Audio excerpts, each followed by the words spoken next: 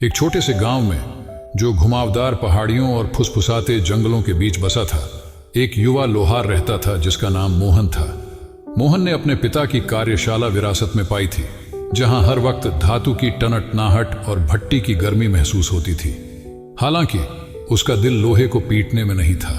वह कलाकार बनना चाहता था, मिट्टी को आकार देना चाहता था, रंगों से चित्र बनाना चाहता था, आग से नहीं। एक दिन जब मोहन बाजार में घूम रहा था तो उसकी नजर एक बूढ़ी अंधी कहानी सुनाने वाली महिला पर पड़ी, जिसका नाम शीतला बाई था। वह अद्भुत और जादुई कहानियां सुनाती थी, दूर दराज के स्थानों और पौराणिक नायकों की बातें। उसकी कहानियां इतनी जीवंत थीं कि आसपास के गांवों से भी लोग उन्हें सुनने आते थे।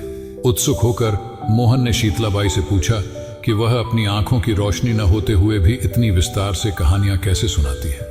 शीतला बाई मुस्कुराई और बोली, आंखें केवल उतना ही देख सकती हैं, असली दर्शन दिल से होता है। मोहन ने उसकी बातों पर विचार किया। दिन बीतते गए और मोहन अपनी भट्टी के पास अधिक बेचैन महसूस करने लगा। एक रात उसने फिर से शीतला बाई से मिलने का फैसला किया। वह उसे एक छोटी सी आग के पास बैठी मिली। आग की गर्मी उसकी अंधी आंखों में प्रतिबिंबित हो रही थी।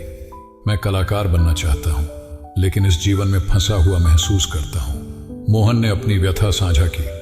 शीतला बाई ने उसका हाथ छूते हुए धीरे से कहा, तो मुक्त हो जाओ, लेकिन याद रखना, सच्ची कला हाथ से नहीं, आत्मा से आती है। शीतला बाई की बुद्धिमानी से प्रेरित होकर मोहन ने गुप्त रूप से अपनी कला पर काम करना शुरू कर दिया।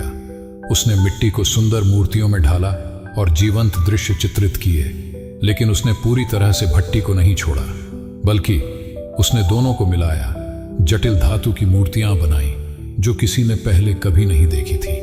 जब उसकी नई कला ने लोगों का ध्यान आकर्षित करना शुरू किया तो मोहन को पारंपरिक लोहारों की आलोचना और कलाकारों की शंका का सामना करना पड़ा। फिर भी वह अडिग रहा। उसे शीतला बाई के कहे एक एक शब्द याद थे और उसने अपने दिल की सुनते हुए अपना काम जारी रखा। एक गर्मी की शाम गांव में एक बड़ा त्योहार हुआ और मोहन को अपनी कला प्रदर्शित करने के लिए बुलाया गया। जब लोग उसकी प्रदर्शनी के पास इकट्ठा हुए तो उनकी प्रारंभिक उलझन जल्दी ही विस्मय में बदल गई। धातु की जटिल कारीगरी और नाजुक मूर्तियों का संयोजन उन्हें ऐसे तरीकों से छू गया जिसकी उन्होंने कभी कल्पना नहीं की थी। यहां तक कि सबसे कड़े आलोचक भी प्रभावित हुए बिना नहीं रह सके। उस शाम बाद में शीतला बाई मोहन के पास आई। तुमने कर दिखाया, उसने गर्व से भरी आवाज में कहा।